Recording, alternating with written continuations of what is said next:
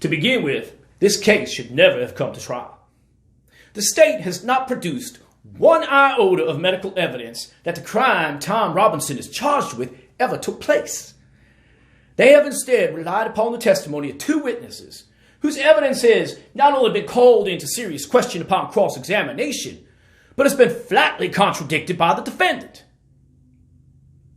Now, there is circumstantial evidence to indicate that Mael Yule was savagely beaten by someone who led almost exclusively with their left hand. And Tom Robinson now sits before you, having taken the oath, with the only good hand he possesses, his right.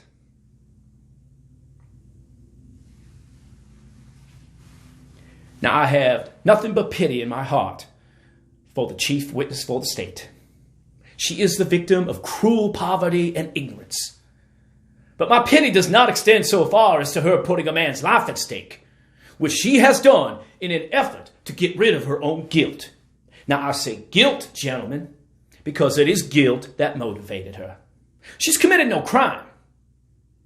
She's merely broken a rigid and time-honored code of our society, a code so severe that whoever breaks it is hounded from our midst as unfit to live with. She must destroy the evidence of her offense. But what was the evidence of her offense? Tom Robinson, a human being. She must put Tom Robinson away from her. Tom Robinson to her is a daily reminder of what she did. But what did she do? She tempted a Negro. She's white and she tempted a Negro. She did something that in our society is unspeakable. She kissed a black man. Not an old uncle, a strong, young Negro man. No code mattered to her when she broke it, but it came crashing down afterwards.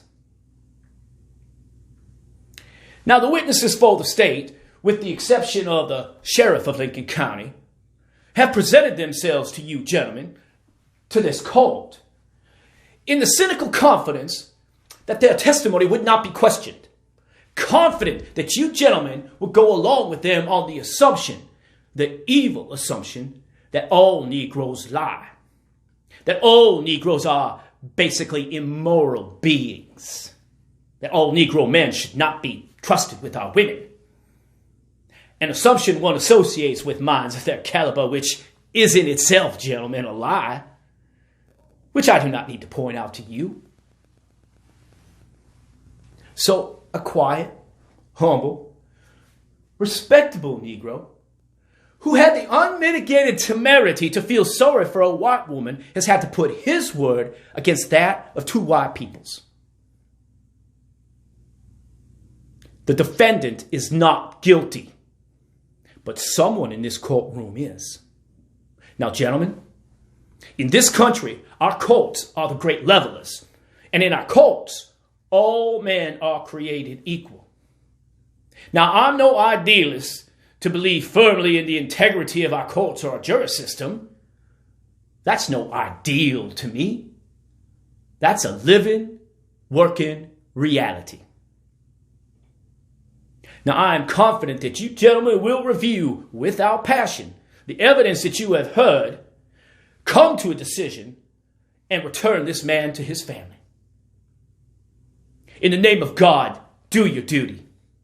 In the name of God, believe Tom Robinson.